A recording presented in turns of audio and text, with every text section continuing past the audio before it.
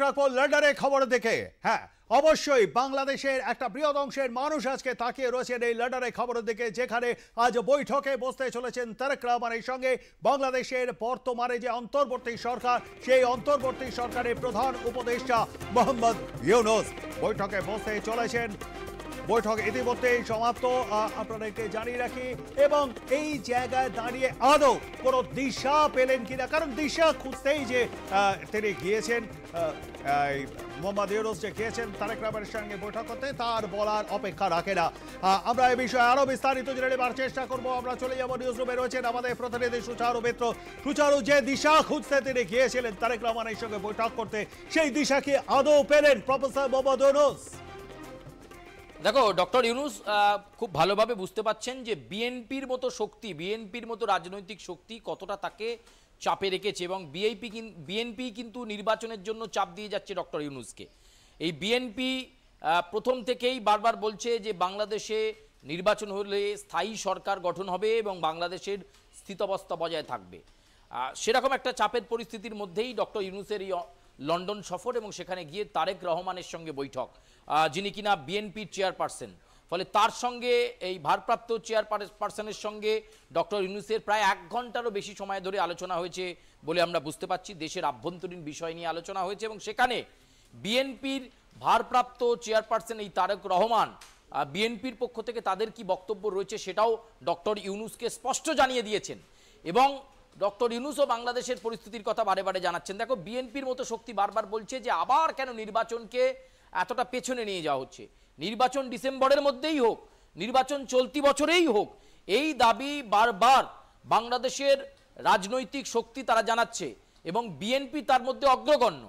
বিএনপির ভারপ্রাপ্ত চেয়ারপারসন তারেক রহমান তিনি আবার ডক্টর ইউনূসকে এই একান্ত বৈঠকে লন্ডনে বসে জানাচ্ছেন যে ইলেকশনটা এগিয়ে আনুন, ইলেকশনটা সামনে করুন, ইলেকশন হলে স্থায়ী সরকার হবে, তখন সব সংস্কার যা করার করা যাবে, সংস্কারের জন্য বিলম্ব করার দরকার নেই, আগে নির্বাচন দরকার, তড়িঘড়ি নয়। অনেক দিন ধরে নির্বাচন পেন্ডিং হয়ে রয়েছে, 5ই আগস্টের পর থেকে অন্তর্বর্তী সরকার চালাচ্ছে, স্থায়ী সরকার না হলে অনেক ক্ষেত্রে সিদ্ধান্ত নেওয়া যাচ্ছে না, অন্যান্য দেশ সেভাবে ইনভেস্টমেন্ট করছে না, বিনিয়োগ করছে না বাংলাদেশের জন্য।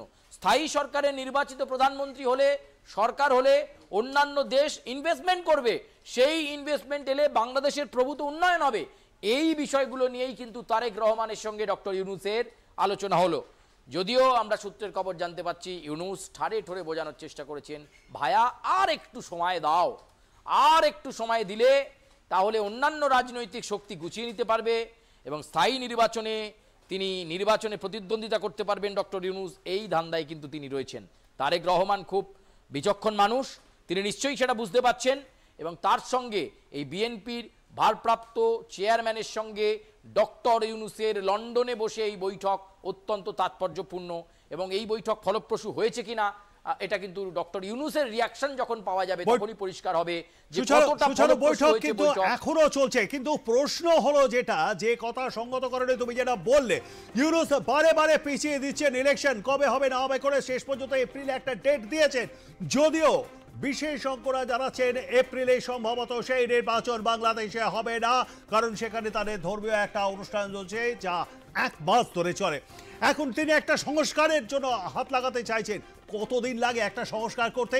কি এমন সংস্কার করবে, কি এমন ক্ষমতা, কি এমন ম্যান্ডেট তাকে দিয়েছে বাংলাদেশবাসী যে তিনি সংস্কার করে ছাড়বেন গোটা বাংলাদেশের, যিনি ইতিহাস মুছে দিতে চাইছেন, একটা অন্তর্বর্তী সরকারের উপদেষ্টা, যিনি নিজেকে বিবিসির সঙ্গে সাক্ষাৎকার দেওয়ার সময় প্রধানমন্ত্রী বলে দাবি করেন। সুচারু, সেটাই তো বলছিলাম যে সংস্কার পরে হবে। তারেক রহমান এটাই আগে বোঝাচ্ছেন যে আপনি সংস্কার করে বিভিন্ন কমিটির সংস্কারের রেকমেন্ডেশনের কাগজপত্র দেখাচ্ছেন, বলছেন এই সমস্ত সংস্কার হোক, তারপর বাংলাদেশে নির্বাচন যাবে। এরকম কোনো বাধা নেই তো। স্থায়ী সরকার, স্থায়ী নির্বাচন হলে গণপ্রজাতন্ত্রী বাংলাদেশ তার আগের ছন্দ ফিরে পাবে। বাংলাদেশের সংস্কৃতি, কালচার এগুলো সব নষ্ট হয়ে গেছে, তো খুব স্বাভাবিক।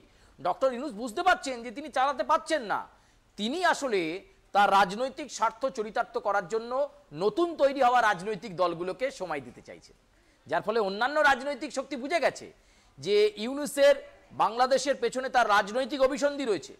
তিনি নির্বাচিত হয়ে প্রধানমন্ত্রী হতে চাইছেন এবং বাংলাদেশকে নিজের কবজায় নিতে চাইছেন। এটাই কিন্তু এই খেলাটাই তারেক রহমানরা বুঝে গেছেন, যে কারণে বৈঠক হলো বা হচ্ছে ঠিকই, কিন্তু এখানে এই বৈঠক কতটা ফলপ্রসূ হলো এবং লন্ডনে বসে ইউনূসের সঙ্গে তারেকের এই সাক্ষাৎ বাংলাদেশের রাজনীতি এতে ইম্প্যাক্ট ফেলবে কিনা, সঠিক সময়ে নির্বাচন হবে কিনা, এটা কিন্তু মিলিয়ন ডলার প্রশ্ন। কারণ এই মুহূর্তে যা পরিস্থিতি, তাতে করে এই মুহূর্তে নির্বাচন করাতে রাজি নন ডক্টর ইউনূস। তিনি বলেই দিয়েছেন আগামী বছরের জুন মাসের আগে নির্বাচন হবে না। ফলে এত যে বাফার টাইম, 8ই আগস্টের পর থেকে এখনো পর্যন্ত কোনো সংস্কার হয়নি। চীন বলেছিল আমরা বাংলাদেশের অর্থনৈতিক ক্ষেত্রে বিনিয়োগ করব, চীন সফরে গিয়েছিলেন ডক্টর ইউনূস, এখনো পর্যন্ত চীন কোনো ঋণ দেয়নি, কোনো ইনভেস্টমেন্ট করেনি, ব্যবসা শুরু হয়নি। এছাড়াও অন্যান্য দেশের সঙ্গে সম্পর্ক তৈরি করার একটা চেষ্টা করছেন ডক্টর ইউনূস, কোনোটাই হচ্ছে না। মুখে ভারত বিদ্বেষী কথাবার্তা, আবার প্রয়োজনে বিমস্টেক সম্মেলনের আধারে প্রধানমন্ত্রী নরেন্দ্র মোদীর সঙ্গে সাক্ষাৎ, ভারতকেও হাতে রাখার চেষ্টা, কিন্তু কোনোটাই ভালোভাবে তিনি করতে পারছেন না। মাঝখানে কি রাখছেন? সংস্কার হবে, সংস্কার হলে ভারতের মতোই বাংলাদেশ স্বাবলম্বী হবে, বাংলাদেশ স্বাবলম্বী হলে প্রভূত উন্নয়ন হবে। আরে আগে তো স্থায়ী সরকার দরকার, বাংলাদেশ মাসি আগে স্থিরতা চাইছেন, সামাজিক স্থিরতা আসলে স্থায়ীভাবে সরকার চললে সব কিছু সংস্কার হবে, কিন্তু অন্তর্বর্তী সরকার থাকলে কোনোটাই ঠিক হবে না। আজকে একরকম ডিসিশন, সমন্বয়করা অন্যরকম কথা বলছেন, ডক্টর ইউনূস পিছিয়ে যাচ্ছেন। আজকে ডক্টর ইউনূস একরকম কথা বলছেন, 5 দিন পরে তার প্রেস সচিব অন্যরকম বিবৃতি দিচ্ছে। এটাই সমস্যার জায়গা, এটাই বোধহয় তারেক রহমানের সঙ্গে একটা গুরুত্বপূর্ণ জট খোলার বৈঠক। তবে তারেক রহমান বা তার দল বিএনপি কতটা ইউনূসের প্রস্তাব মেনে নিল সেটাও দেখার। একদমই। আর আরও একটা বিষয়, এই যে তুমি যেমনটা বললে যে প্রধানমন্ত্রী হতে চাইছেন, অ্যাটলিস্ট তিনি প্রধানমন্ত্রী হয়ে কিরকম কাজ করবেন, কতটা কড়া মনোভাব দেবেন, সংখ্যালঘুদের তিনি নিরাপত্তা দিতে পারেন কিনা, এটা কিন্তু একটা বড়সড় প্রশ্নচিহ্ন। এবং সেইটা কিন্তু তার ট্রায়াল রানে তিনি কিন্তু ডাহা ফেল করেছেন। তো প্রধানমন্ত্রী না হলেও অ্যাটলিস্ট যদি বাংলাদেশের একটা প্রেসিডেন্ট হওয়া যায়, বাবা বাছা করে বিভিন্ন রাজনৈতিক দলগুলিকে, আমার মনে হয় সেটাও একটা লক্ষ্য ইউনূসের, নয় কি সুচারু? একদম একদম তাই। এবং তিনি যে ব্যর্থটা সে খুব পরিষ্কার। 5ই আগস্টের পর থেকে বাংলাদেশের কোনো সার্বিক উন্নয়ন তিনি করতে পারেননি, উল্টে সংখ্যালঘুদের স্বার্থ রক্ষা করতে পারেননি, সংখ্যালঘুরা সেখানে অত্যাচারিত। চিন্ময় কৃষ্ণ দাস ব্রহ্মচারীকে গারদেই ভরে রাখা হয়েছে, তিনি অন্ধকারেই রয়েছেন, বেরিয়ে আসতে পারছেন না। ফলে পরিস্থিতিটা কতটা বেগতিক দেখো প্রবীর, কি পরিস্থিতি, যে বাংলাদেশকে কন্ট্রোলই করতে পারছেন না অন্তর্বর্তী সরকারের প্রধান উপদেষ্টা ডক্টর ইউনূস। তাহলে তিনি কি করে দেশ চালাবেন, তিনি কি করে নির্বাচিত সরকারের প্রধানমন্ত্রী হবেন? তিনি সেটা খুব ভালোভাবে বোঝেন। এই নাহিদ ইসলাম, হাসনাত আবদুল্লাহের চাগিয়ে দিয়ে, ওদেরকে চাগিয়ে দিয়ে যুব সমাজকে সঙ্গে নিয়ে যদি একটা কিছু করা যায়, সেই শেষ চেষ্টা কিন্তু ইউনূস করছেন। সেই শেষ চেষ্টা করতে গিয়ে তিনি 11-12 মাস আরও সময় চেয়ে নিচ্ছেন। বাংলাদেশের নির্বাচন পরে হবে, পরে হবে, পরে হবে, আমি ঠিক সময়ে বলবো, নির্বাচন কমিশন ঠিক সময়ে বলবে। আমি জানি না তারেকের সঙ্গে এই বৈঠক কতটা সাফল্যমণ্ডিত পেল এবং কতটা গুরুত্বপূর্ণ এই বৈঠক থেকে সিদ্ধান্ত উঠে আসলো, তার দিকে অবশ্যই নজর রাখতে হবে।